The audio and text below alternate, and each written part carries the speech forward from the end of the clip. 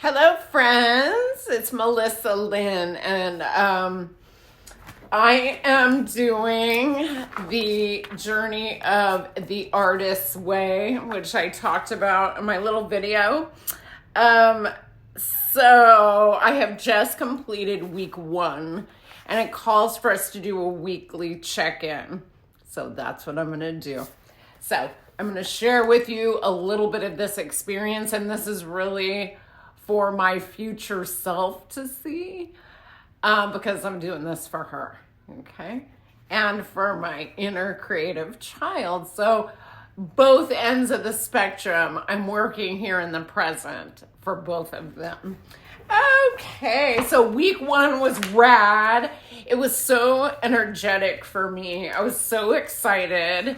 And it is coinciding with some ancient philosophers that I've been studying. And so my mind was already primed for some of these, listening about Stoicism and different philosophers that I've really enjoyed studying.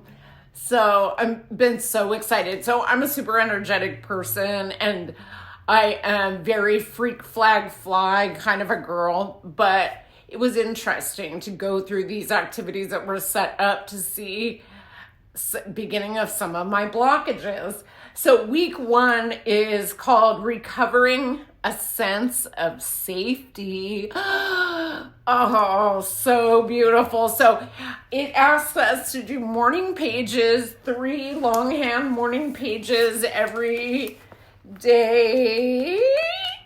So how many days have I done them? Every day? Not true. I got to do today's. I've done them every morning, and it is not morning right now, and I still need to do today's entry. So I'll do it after this. But well, I got to go on a creative play date. So I took myself to the beauty supply and got a couple of inspirational things that then inspired me to do. I started doing this like creative dressing reels on Instagram, and so it's why did I do that? Because it's a creative outlet. I thought it would be a cool way to have people get to know me, my personality, and generate some buzz at the salon. I know it's not hair related, but it does give you a sense of who I am.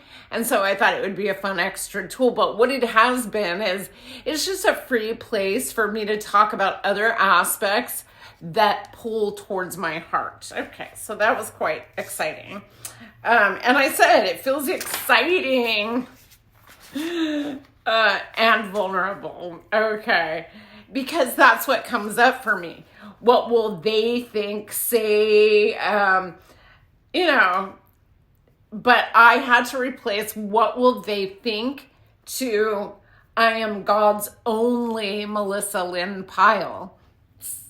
And it says, I am the Creator's creative creation, and I am to unblock so that I may be the vessel through which expression continues for God. Okay, then we got to time travel, write down 3 enemies of our creative self-worth. People from our past that have been enemies of our creative self-worth, made a comment or something like that, and it's still embedded within me. I had a few. So that was fascinating. And then we got to go into one of those stories and talk in detail about what that moment felt like and all of that. So that was interesting.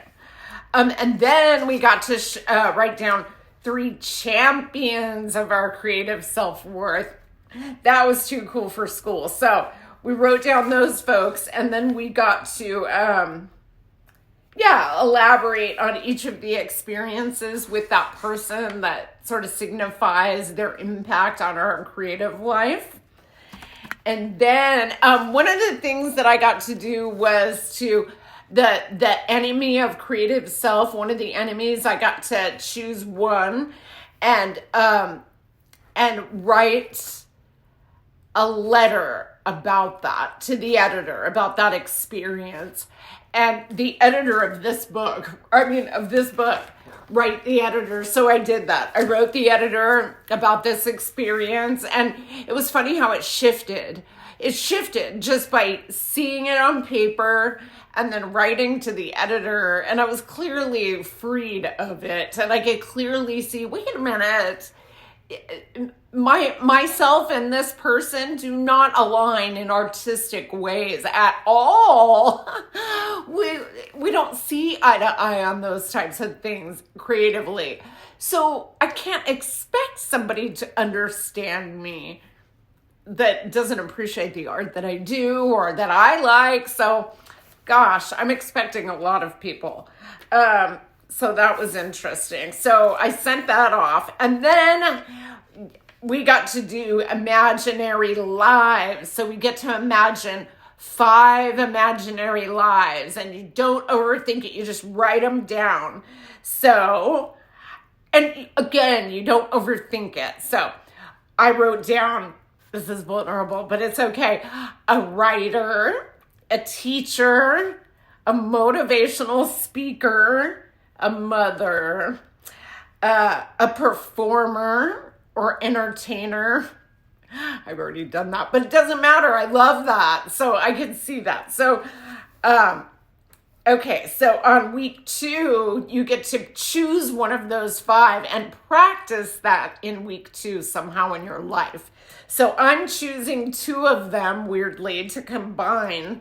I'm going to combine teacher and entertainer combination. Okay? So I'm very excited about that. I have something that I can focus my energy towards that combine both my performance life and my teaching desires. So I'm going to focal it. This is a very deep discovery process, and there is a lot of work involved, I guess. It is so worth it to me. I could almost cry, but I won't. It's been very exciting for me. I feel like a kid. I feel just even writing my morning pages, I'm going to get all teary. I used to only write in my journal because I didn't know how to talk to anybody. So now that I somewhat know how to talk to people, I'm not stuck in self so much that I can't get out and talk to different folks.